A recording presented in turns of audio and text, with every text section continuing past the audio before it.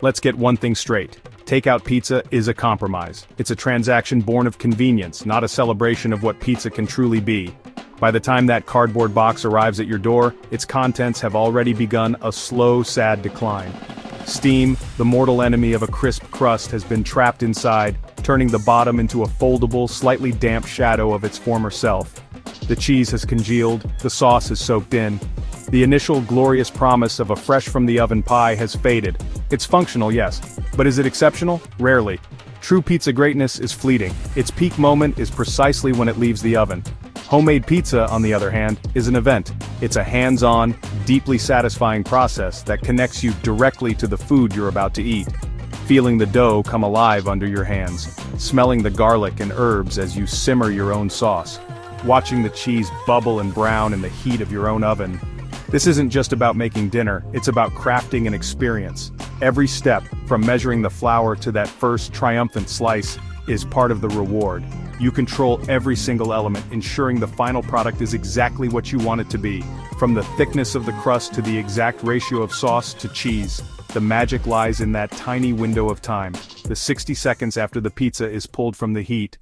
Before we begin our quest for pizza nirvana, we must first assemble our arsenal. The beauty of pizza is its simplicity. For the dough, bread flour, which gives a chewier, more structured crust. Instant yeast. My preference for reliability and no proofing required. Kosher salt, essential for flavor and controlling yeast activity.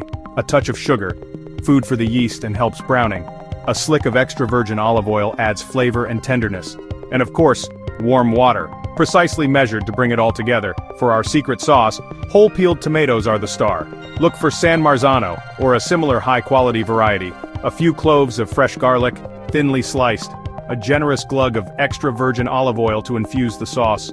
Dried oregano, a pinch of red pepper flakes for a whisper of heat. Kosher salt to finish the sauce. For the topping, low-moisture whole milk mozzarella, which melts without releasing excess water. Now let's talk hardware. A digital kitchen scale, non-negotiable for accuracy. A stand mixer with a dough hook makes kneading effortless. Or a large bowl and a good old-fashioned pair of hands will get the job done. For baking, a pizza stone is a game changer. A baking steel is another high-heat option. You'll also want a pizza peel for transferring pizzas to and from the oven. A light dusting of semolina flour acts like tiny ball bearings on the peel.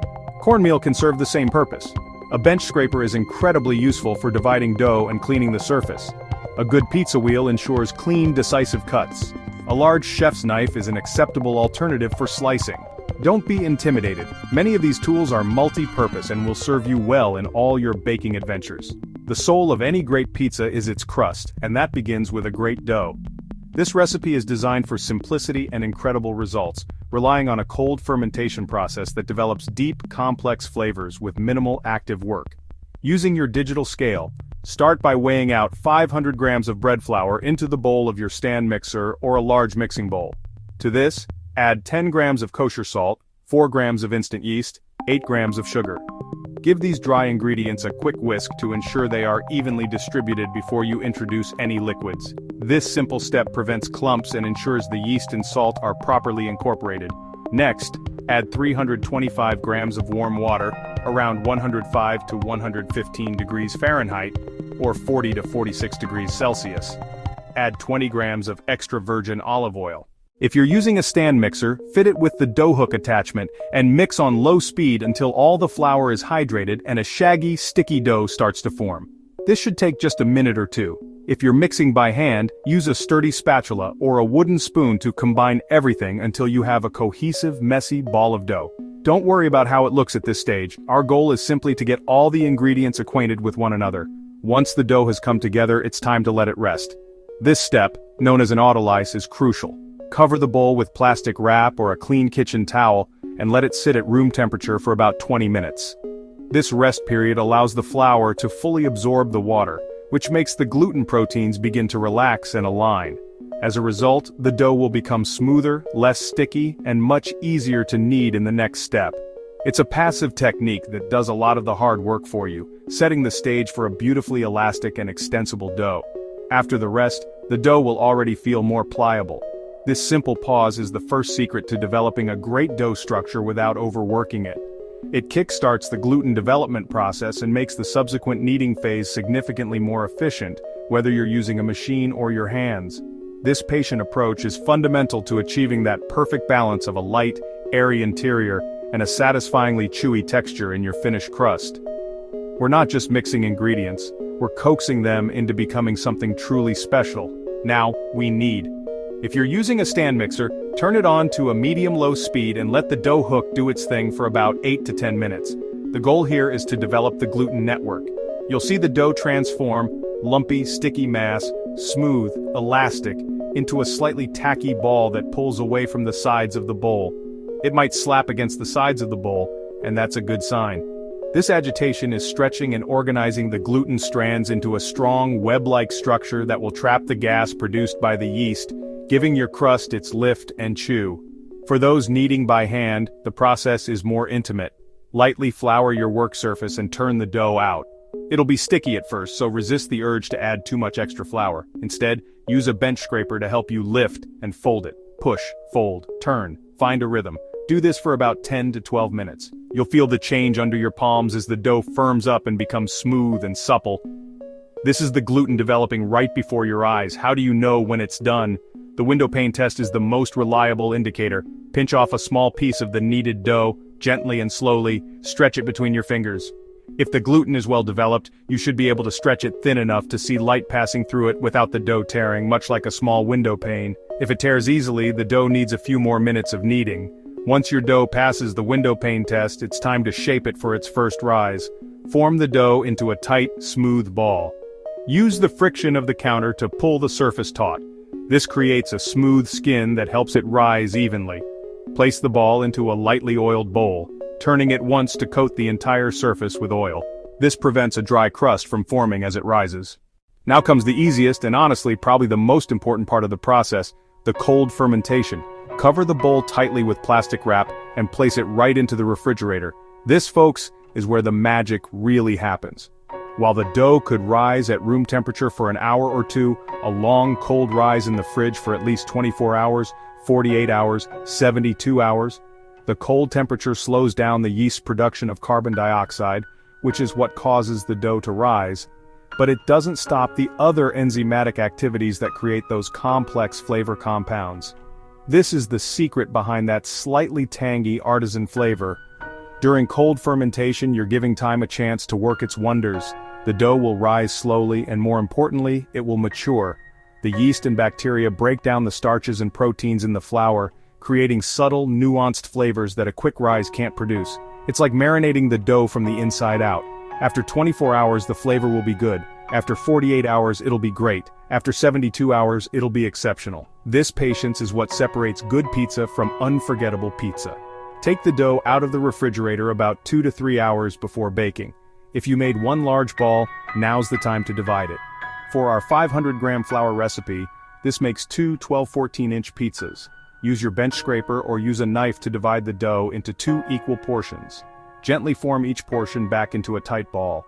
This redistributes the yeast and creates a uniform structure for the final proof. Place each dough ball on a lightly floured surface or in a separate oiled bowl. Cover them loosely with plastic wrap or a damp kitchen towel and let them sit at room temperature. This final proofing lets the dough warm up and become active again. The yeast will start producing gas more rapidly, making the dough puffy, relaxed, and super easy to stretch. Trying to shape cold, tight dough will give you a dense, tough crust. This final rest ensures your dough is pliable and ready to become the perfect pizza base. The secret to an incredible pizza sauce is that it shouldn't be a secret at all. It should be simple. Many pizzerias and home cooks overcomplicate things, creating thick, heavily herbed, long-simmered paste that masks the flavor of the other ingredients. A great pizza sauce should be bright, fresh, vibrant. It's a supporting actor, not the star. Its job is to provide moisture, a clean, sweet tomato acidity that complements rich cheese and savory toppings. This is a no-cook sauce that preserves the fresh tomato flavor like a traditional Neapolitan pizzeria. Start with a 28-ounce can of whole peeled tomatoes. Open the can and pour the tomatoes and juice into a large bowl. Get your hands in there. Crush the tomatoes with your fingers. This gives better texture than a blender or food processor, which can aerate the sauce and turn it an unappealing orange color. You want a slightly chunky, rustic consistency, not a perfectly smooth puree. Now add the flavorings, simply. Extra virgin olive oil, 2 tablespoons. Thinly slice 2 or 3 cloves of garlic and add them in. A generous teaspoon of dried oregano. Crush it between your palms. A large pinch of kosher salt, a small pinch of red pepper flakes. Stir everything together with a spoon. Taste it. Need more salt? A little more oregano? Adjust to your preference, but season slightly more than you think. The flavors will mellow during the bake. No need to cook the sauce, it will cook on the pizza in the oven. Begin by generously dusting your pizza peel with semolina flour, or cornmeal. This is your insurance policy against sticking. Place one of your proofed dough balls in the center of a well-floured countertop. Don't use a rolling pin. It compresses the dough, forcing out the gas bubbles, resulting in a dense, flat crust. We will shape this by hand to preserve that airy internal structure. Gently press down in the center with your fingertips, work outward, leave a thicker 1-inch border. This will become the cornicione. Pick it up, drape it over the backs of your knuckles, gently stretch while rotating. Let the dough's weight do the work. If it resists, rest a minute, then continue. Stretch until about 12 inches with a thicker rim. Transfer your shaped dough onto the prepared peel. Give the peel a little shake, it should slide freely. Spoon a modest amount of no-cook sauce into the center and spread in a spiral, leaving the 1-inch border bare. Less is more, too much sauce makes the crust soggy. Scatter a generous but not excessive layer of shredded low-moisture whole milk mozzarella. If adding toppings, pepperoni, mushrooms, onions, distribute them evenly. Don't overload it. A few high-quality toppings beat a mountain of mediocre ones. Your masterpiece is assembled and ready for the furnace. The final critical step is the bake. It's all about heat. High intense heat is what creates that perfect pizza crust. Crispy on the bottom, tender and airy on the inside. At least an hour before you plan to bake, place your pizza stone or baking steel on a rack positioned in the upper middle of your oven.